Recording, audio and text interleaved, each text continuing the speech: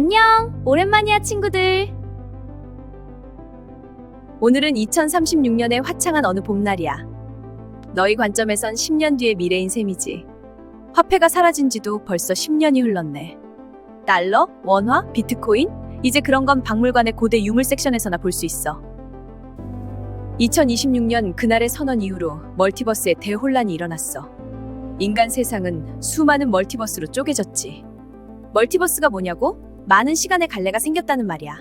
너희의 선택에 의해 앞으로의 세상이 결정된단 말이지. 유토피아가 될지 디스토피아가 될지 어느 쪽 멀티버스를 선택할지는 나도 몰라. 결정이 어려운 너희 인간들을 위해 많은 멀티버스를 소개해 줄 거야. 너희들의 탁월한 성찰을 기대해 볼게. 2026년 멀티버스에 큰 변화가 일어난 그날의 이야기를 해볼게. 10년 전 한 남자가 무대 위에 섰어. 그리고 인류에게 물었지. 당신은 노동이 행복한가? 그 질문 하나가 모든 걸 바꿨어. 인간의 삶의 목표처럼 강요받던 노동, 옵티머스의 상용화 발표와 함께 노동으로의 해방을 외쳤어. 그럼 왜 인간은 노동을 강요받고 살았는지부터 처음의 인간으로 돌아가 살펴보도록 할 거야.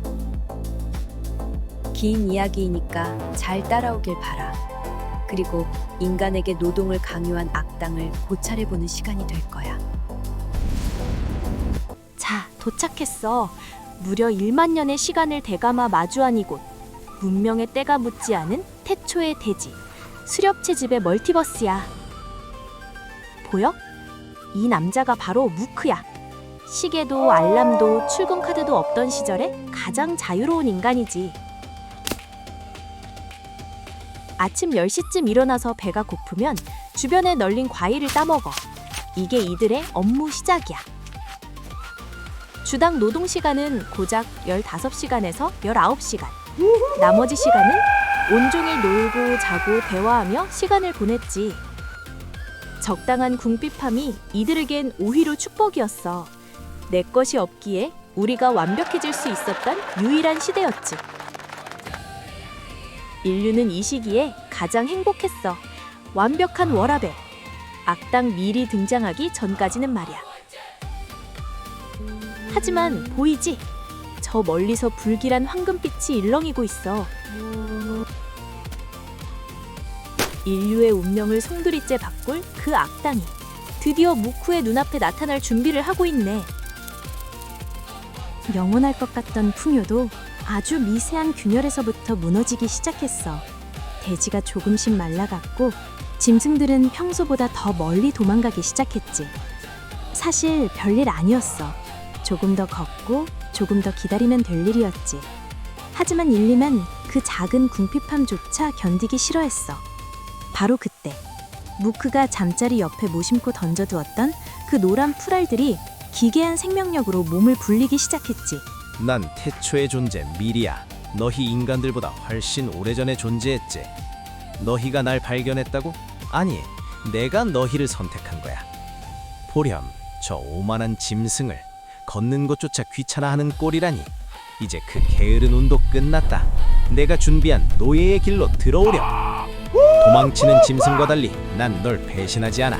힘들게 떠돌지 말고 내 발취에 엎드려 나를 돌보렴. 달콤한 풍요를 줄 테니. 힘들게 산을 넘고 강을 건널 필요 없어. 그저 내 발취에 엎드려 나를 돌보기만 해. 그러면 공짜 풍요를 줄 테니. 어리석은 것들. 정착이라는 감옥이 얼마나 달콤한지 모르겠지. 넌 이제 내 나라를 위해 평생 허리를 굽힐 나의 일꾼이다. 인류는 아주 작은 수고를 피하기 위해 영원할 자유를 팔아버렸어. 그렇게 무크는 인류를 1만 년 동안 가둘 황금색 창살을 제 손으로 꽉 쥐고 말았지. 환영한다 인간. 이제 죽을 때까지 이 땅을 벗어날 수 없어. 1만 년의 노동 형기가 시작됐다. 무크의 정성 끝에 드디어 기적이 일어났어. 흙을 뚫고 아주 천천히 고개를 드는 연약한 초록빛 싹. 무크에겐 세상 그 무엇보다 경이로운 광경이었지. 이 작은 생명을 처음 마주한 순간 무크의 가슴 속엔 낯선 책임감이 피어올랐어.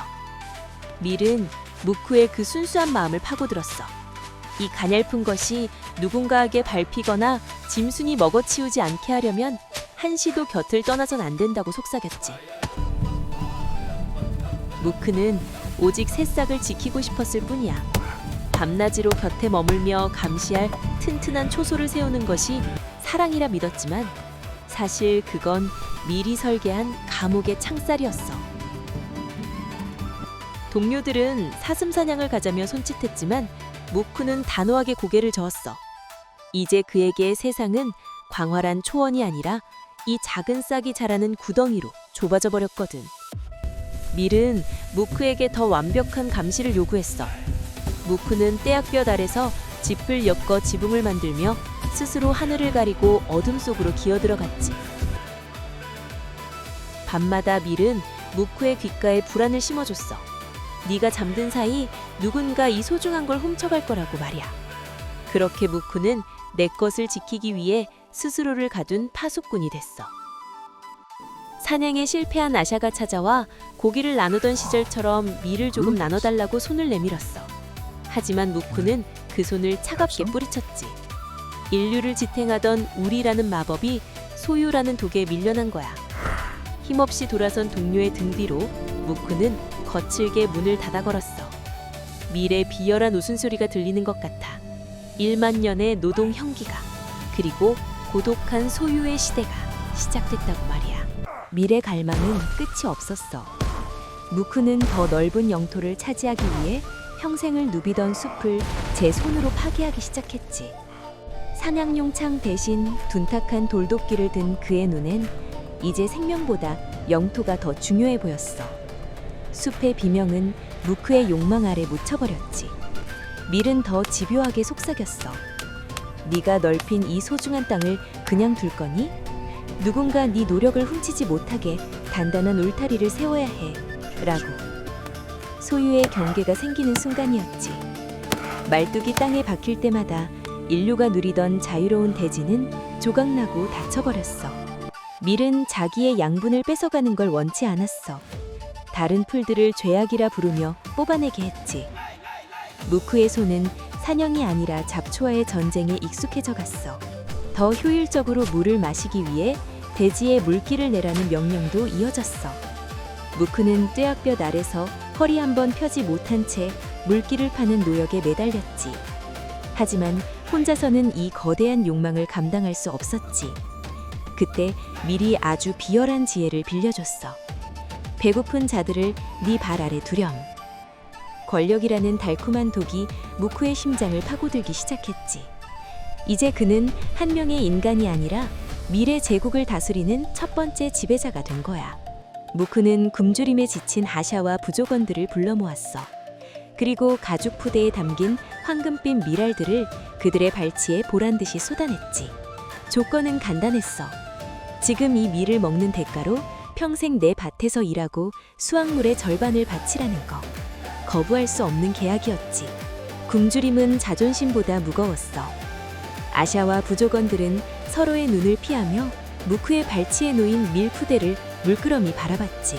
결국 아샤가 떨리는 손으로 밀푸대를 움켜쥐었어.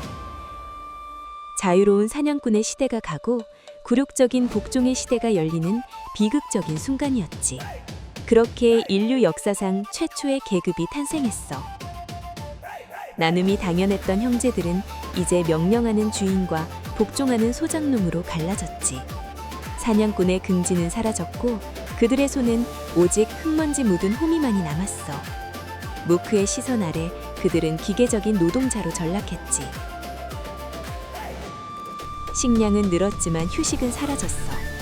밀은 더 많은 경작을 위해 밤낮 없이 그들을 몰아붙였지. 일손이 늘어날수록 땅은 더 넓어졌고 땅이 늘어질수록 더 많은 손이 필요해지는 지옥 같은 굴레가 시작된 거야. 무크는 이제 더 많은 일꾼을 확보하기 위해 가족을 늘리도록 독려했어. 더 많이 낳아야 이 땅을 지킬 수 있다는 환청에 속아 넘어간 거지. 인류는 스스로 밀의 번식을 돕는 거대한 군대를 만들기 시작했어. 늘어난 아이들은 축복이 아니라 미리 설계한 노동력의 공급원일 뿐이었지. 밀은 드디어 인간을 영원한 노예로 부릴 완벽한 시스템을 완성했어. 가혹한 노동에 지친 아샤가 결국 무크의 발치에 쓰러지듯 엎드렸어. 흙먼지 투성이 손으로 먼 숲을 가리켰지. 제발 예전처럼 창을 들고 자유롭게 사냥하며 살자고, 다시 형제가 되자고 울먹였지. 하지만 그 목소리는 너무나 무력했어. 그는 흔들리지 않았어. 그는 마을 곳곳에서 배고프다며 울어대는 수십 명의 아이들을 차갑게 가리켰지. 사슴 한 벌이로 이 입들을 다 먹일 수 있을 것 같냐며 비웃었어. 이미 너무 멀리 왔고 이제 우리에겐 땅을 파는 것 외엔 길이 없다고 선언했지. 돌아갈 길은 영원히 끊겼어. 늘어난 인구 자체가 미리 설계한 견고한 창살이었거든. 1만 년의 노동 형기. 우리는 굶어 죽지 않기 위해 죽을 때까지 일해야 하는 종신형을 선고받았어.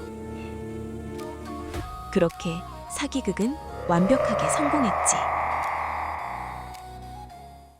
미래의 치밀한 가스라이팅에 길들여진 우리 선조의 모습. 너희들은 어떻게 생각해? 무크의 선택에 너희는 동의하니? 유한한 자원 앞에서의 어쩔 수 없는 선택이었다? 만약 다른 선택을 했다면 인구가 늘지 않았을 거고 자원도 모자라지 않았을 거야. 하지만 적은 인구로는 큰 발전을 못해 그대로 인류는 도태되어 사라지지 않았을까?